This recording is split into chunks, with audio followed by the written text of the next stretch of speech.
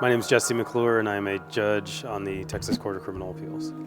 The other day I was looking at my Ancestry.com page, and I realized that my parents were born in the same year. They were born in 1945, and one of the things I try to keep in mind is that if you'd gone to both of my grandmothers in 1945 and said, this child you're carrying is going to have a son that's going to be on the Texas Court of Criminal Appeals, they would have a lot of questions. One question might be, wait, they let black people vote in Texas? Or they let black people be lawyers in Texas? Or they let black people be judges in Texas?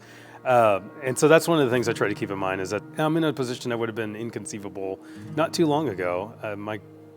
My mother's still alive, and it wasn't that long ago that would seem like something that was impossible, and yet here we are.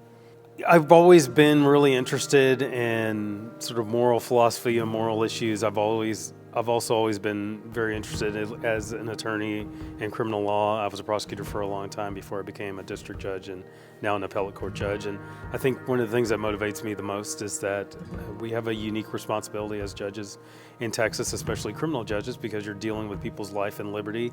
And it's really important. And the thing I try to remember is there's two really important things about the criminal justice system. One, that it be fair, but also slightly behind that is that people actually think it's fair. And I think it's our responsibility as judges to make sure that we're making well-reasoned decisions, that we're taking all the arguments of counsel and all the evidence into account and when we make our decisions. And it is a challenge every day because we have so many cases, and that's one of the things that gets me going in the morning, is that there's always work to do.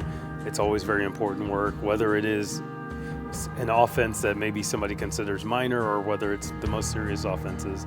They're the most important case to somebody, and that's one of the things that keeps me going. One of the things I think of is my father, who was the best high school middle linebacker in 1963, and he wanted to go to the University of Kentucky. He was from Louisville, Kentucky, but he couldn't because the University of Kentucky did not allow black students to enroll in 1963. And so I try to remember that I have opportunities, and I've had opportunities, and I've had pathways that have been open to me that were not necessarily open to just the generation before me. And that's one thing that's inspiring to me, is that we, as a country, we are the most successful multi-ethnic democracy that's ever existed in the history of the world. And there's so many opportunities and so many responsibilities with those opportunities. And that's one of the things that does inspire me, is that I'm in a position that was unthinkable not too long ago. And here I am, and I don't know how long I'll be here, but I intend to do the things that I need to do and that I'm called to do.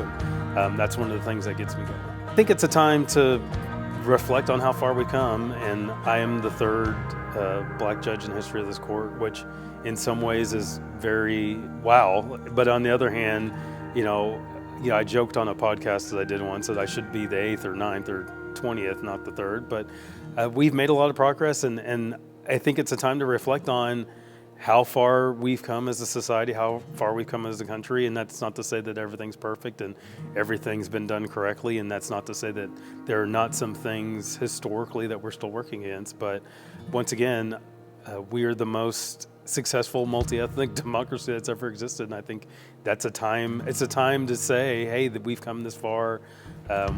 We have an amazing heritage as a country, and obviously Black history is a huge part of that. And it's a time to reflect on those things.